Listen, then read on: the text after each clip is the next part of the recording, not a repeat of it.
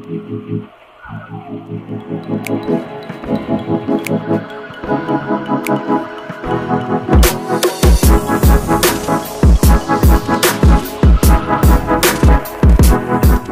rekan-rekan semua, gimana kabarnya? Baik-baik saja? Kembali lagi bersama saya di channel Aisyah.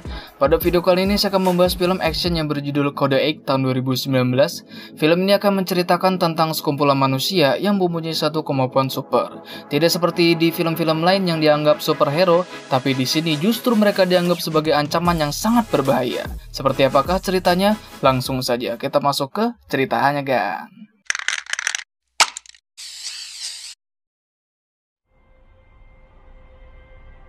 Di awal film kita diceritakan tentang segelintir orang yang memiliki suatu kemampuan khusus. Mereka dipanggil dengan nama manusia super, dan kemampuan mereka dimanfaatkan untuk membangun suatu kota masa depan yang bernama Lincoln City. Mereka dipekerjakan sebagai buruh pabrik dan juga pekerja konstruksi. Namun seiring berjalannya waktu, teknologi juga berkembang dengan pesat. Banyak perusahaan mulai menggunakan mesin dan robot sebagai tenaga kerja mereka. Karena hal itu, ratusan pekerja mulai di-PHK, termasuk para manusia super yang kemampuannya sudah tidak lagi dibutuhkan. Akibatnya, tingkat kemiskinan dan pengangguran semakin bertambah tinggi, yang menyebabkan angka kriminalitas juga bertambah naik. Dan baru-baru ini telah beredarnya narkoba jenis baru yang bernama Psyche, dan bahan utamanya didapat dari sumsum tulang belakang yang diekstrak dari para manusia super, di mana bisnis haram tersebut dikerjakan oleh kartel narkoba yang bernama The Trust, sehingga keadaan kota yang lama sudah krisis bertambah menjadi jauh lebih kacau. Pemerintah juga mengeluarkan suatu kebijakan baru, di mana kebijakan tersebut membatasi para manusia super dalam menggunakan kemampuan mereka, karena masyarakat normal mulai takut dan merasa terancam kepada mereka semua. Dikarenakan pelaku tindak kriminal sebagian besar dilakukan oleh para manusia super. Untuk itu, Departemen Kepolisian juga dipersenjatai beberapa unit drone dan juga robot canggih yang mereka beri nama Guardia. Dan inilah Kode X. Kisah akan berfokus kepada seorang pria bernama Connor Reed yang tinggal berdua bersama dengan ibunya. Mereka berdua adalah segelintir orang yang juga memiliki suatu kemampuan khusus. Diketahui ibunya telah menderita suatu penyakit aneh, di mana penyakit tersebut sudah lama menggerogoti tubuhnya. Meski begitu, ibunya tetap bekerja agar bisa membantu melunasi tagihan medis yang belum dibayar. Eat. I don't want to be late.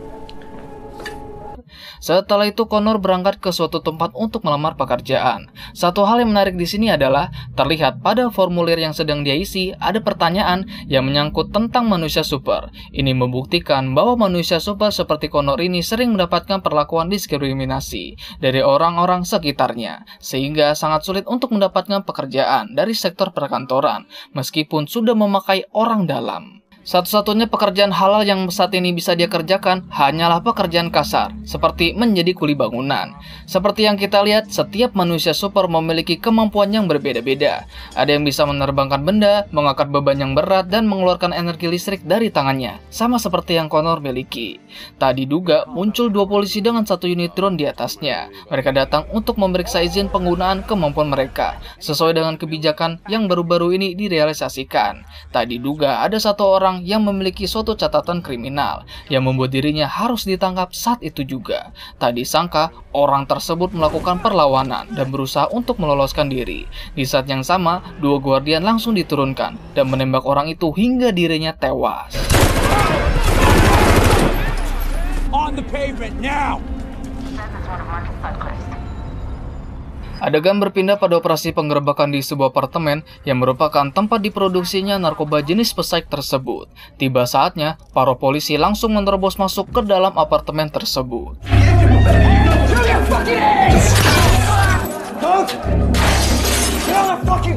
Di antara para polisi, ada dua detektif handal. Mereka bernama Park dan juga Davis. Mereka juga yang mengusut kasus pengedaran narkoba di daerah tersebut.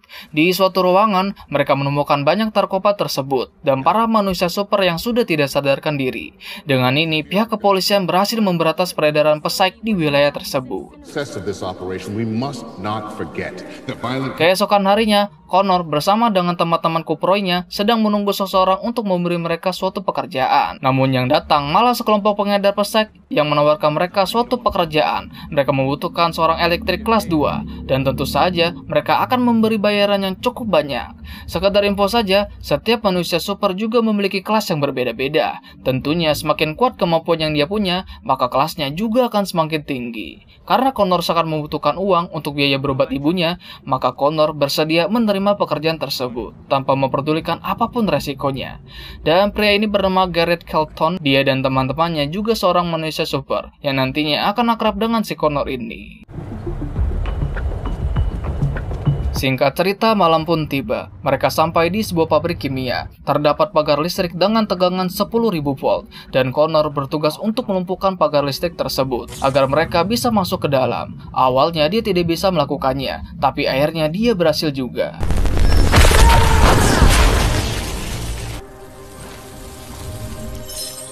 Class 2. Tiba di sana, mereka mengambil beberapa tong yang berisi bahan kimia untuk membuat pesai. Tak diduga ada petugas security yang memergoki mereka. Tak ingin ambil pusing, mereka langsung merebut HT si security. Lalu mereka mengurungnya di dalam tempat sampah. Dan setelah itu mereka semua langsung kabur dari sana.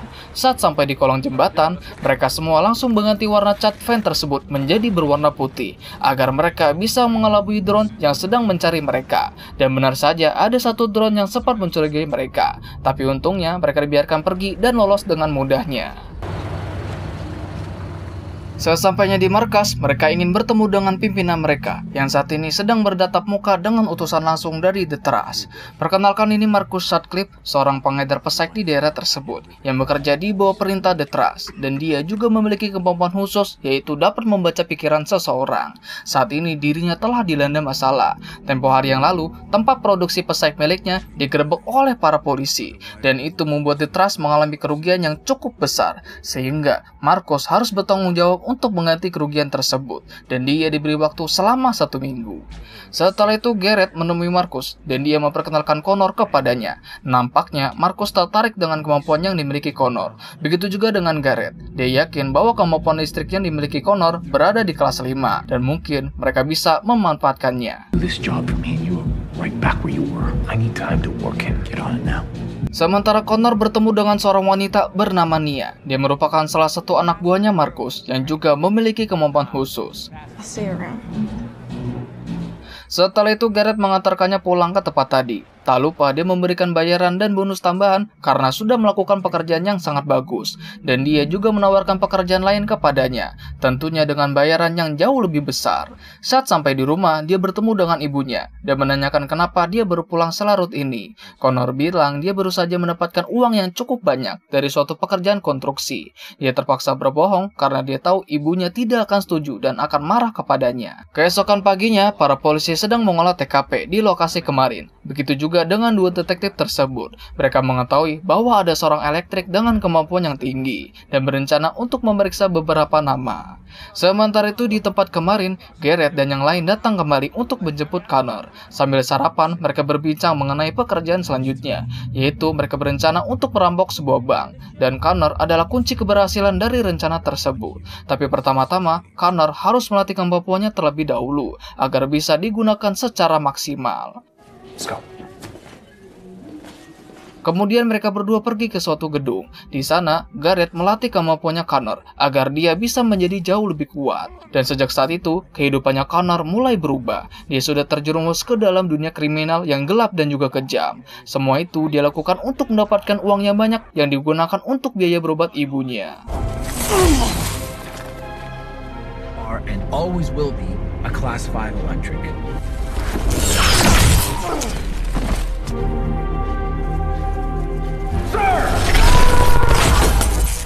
Merasa bahwa Connor sudah siap, mereka langsung memulai rencana untuk merampok bank tersebut.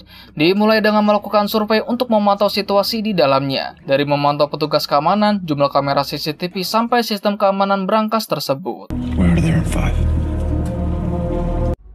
Singkat cerita, malam pun tiba. Mereka berempat langsung melancarkan aksinya, dimulai dengan melumpuhkan semua petugas keamanan. If you move, we hurt you. Everybody on the ground. Setelah itu Connor melumpuhkan sistem keamanan brankas tersebut dan memicu alarm berbunyi.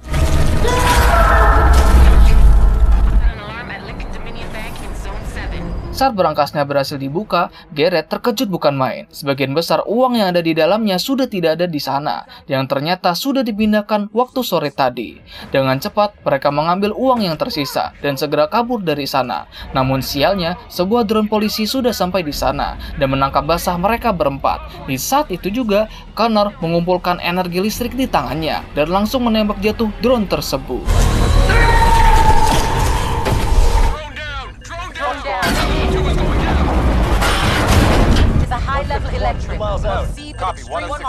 Dia pun kembali ke tempatnya Marcus dan meluapkan semua emosinya kepadanya. Tak diduga ada seseorang yang mendekat ke tempatnya Marcus dan berusaha untuk membunuhnya. Untungnya ada Connor dan pengawalnya Marcus yang berhasil menghalaunya. Dan ternyata orang yang tadi berusaha untuk membunuh Marcus adalah utusan dari The Trust yang tempo hari datang kemari. Setelah itu Connor menemui Nia yang ada di dapur. Di sana Nia mencoba untuk menyembuhkan lukanya Connor dengan memakai kemampuannya. Dan ternyata dia adalah seorang healer, yang mana kemampuan tersebut sangatlah spesial dan juga sangat langka. Lalu Nia memberitahunya sesuatu. Saat ini Marcus sedang menderita suatu penyakit yang sewaktu-waktu bisa kambuh kembali, dan Nia dipaksa untuk menyembuhkannya berkali-kali. Dia terpaksa melakukan itu karena ayahnya memiliki hutang yang sangat banyak kepada Marcus, dan Nia melakukan ini untuk melunasi semuanya. Sesampainya di rumah, Connor bertemu dengan ibunya. Ternyata ibunya sudah tahu bahwa Connor mendapatkan semua uang ini dengan cara yang tidak halal. Dia tidak menyangka putranya melakukan suatu tindakan kriminal, dan itu membuat kondisinya langsung ngedrop dan tidak sadarkan diri. Dengan cepat, Connor membawanya ke rumah sakit. Dokter mengatakan bahwa penyakitnya tersebut sudah semakin parah karena disebabkan oleh tumor yang terus menyebar ke otaknya dan harus segera dilakukan operasi pengangkatan tumor tersebut. I'll leave you to think about it. Saat sampai di luar, dia bertemu dengan dua detektif tersebut. Mereka membawa Connor untuk diinterogasi. Mereka tahu bahwa Connor bekerja dengan Garrett yang memiliki hubungan dengan si Marcus. Mereka juga tahu bahwa ibunya sedang sakit parah. Dan di sini terungkap juga bahwa ayahnya si Connor dulu adalah seorang penjahat yang berakhir tewas di tangan polisi. Setelah selesai menginterogasinya, Park memutuskan untuk melepaskannya. Dia berniat untuk menjadikan Connor sebagai informannya. Tentu, Davis tidak setuju dengan hal itu. Akan sangat berbahaya jika membiarkan orang seperti Connor berkeliaran di luar sana. She's blinding you. Saat tiba di luar, dia dijemput oleh Garrett dan langsung membawanya ke tempatnya Marcus. Di sana mereka berencana untuk merebut kembali pesek hasil produksi mereka yang disita polisi 1 bulan yang lalu. Dan harga dari semua pesek tersebut senilai dengan 10 juta dolar, cukup untuk membayar hutang mereka kepada The Trust. Mereka membuat suatu kesepakatan di mana Connor menginginkan Nia untuk menyembuhkan ibunya yang sekarat, sementara Garrett meminta jatah hasil pengedaran pesek dibagi menjadi rata, separuh untuk Marcus dan separuhnya lagi untuk dirinya. Tanpa banyak pikir panjang, Marcus menyetujui kesepakatan tersebut. You earned it. Yeah. Setelah itu mereka menyusun sebuah rencana, dan mereka berencana untuk melakukan aksinya tersebut di zona larangan terbang, agar terhindar dari drone polisi yang tentunya akan sangat merepotkan. Dan sekali lagi, Connor adalah kunci keberhasilan dari rencana mereka. Nantinya dia akan melumpuhkan semua Guardian yang pastinya akan menjadi penghalang terbesar bagi rencana mereka. Setelah semua selesai, mereka semua langsung memulai rencananya. Semua orang sudah berada di posisi masing-masing, tinggal menunggu timing yang tepat untuk beraksi. Terlihat sebuah truk baja yang dikawal oleh 4 Guardian dan juga 2 drone. Di dalamnya ada 2 polisi yang memegang koper berisi pesek yang menjadi incaran mereka semua. Dan sesuai rencana, drone pengawal tidak dapat masuk ke zona larangan terbang. Tiba saatnya, Connor langsung melumpuhkan semua Guardian yang ada di sana.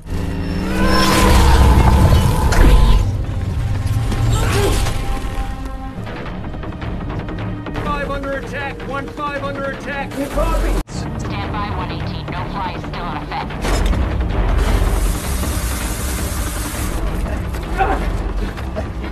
Lalu kejadian selanjutnya benar-benar mengejutkan. Setelah menembak mati 4 polisi tersebut, anak buahnya Marcus menembak rekan wanitanya si Garrett hingga dirinya tewas. Dan mereka juga berusaha untuk membunuh Connor dan juga yang lain. Bisa ditebak, mereka semua telah berkhianat.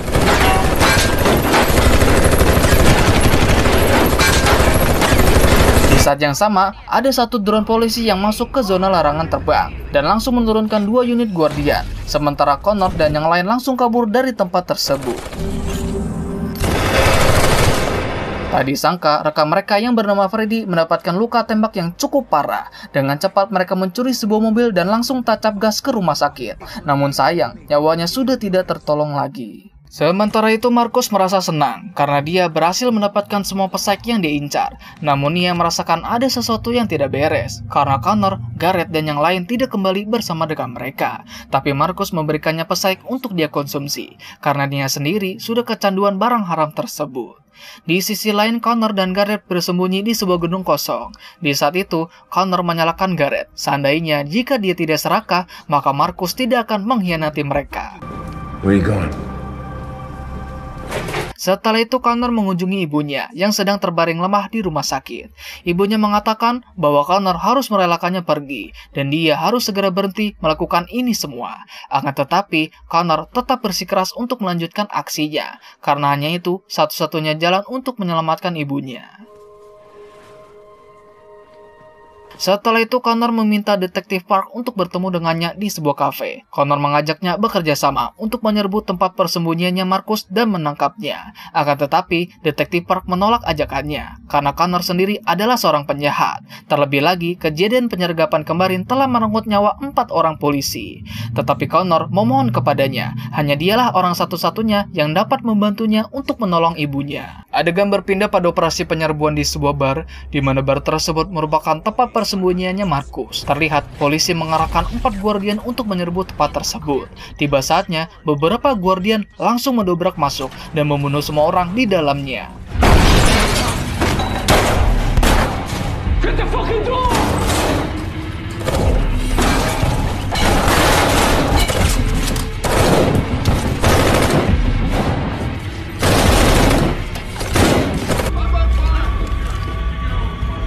Nia, Marcus, dan pengawalnya lari lewat pintu belakang. Di sana sudah ada Connor dan Garrett yang langsung menembakkan pistol ke arah Marcus. Lalu pertarungan dilanjutkan melawan pengawalnya Marcus yang memiliki badan sekeras baja.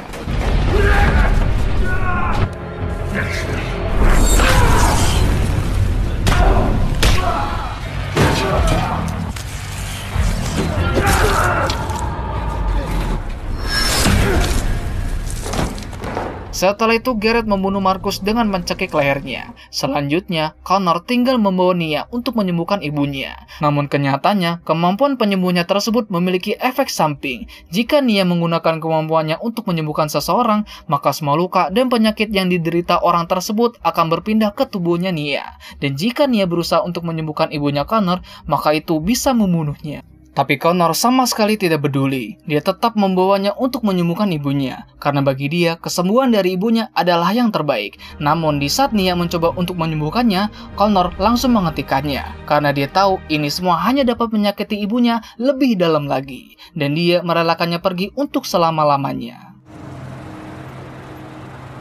Setelah itu, Connor membiarkan Nia untuk pergi dengan bebas, sementara dia sendiri akan menyerahkan diri ke kantor polisi, karena dia sadar akan perbuatan jahat yang sudah dia lakukan. Keesokan harinya, diadakan jumpa pers atas prestasi yang sudah dilakukan Park dan juga Davis. Namun sepertinya, Park tidak terlihat senang atas penghargaan yang dia dapat.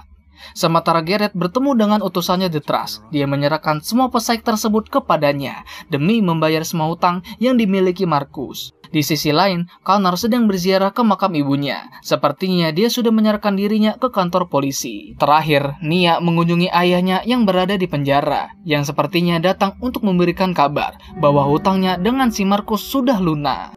Dan film pun tamat.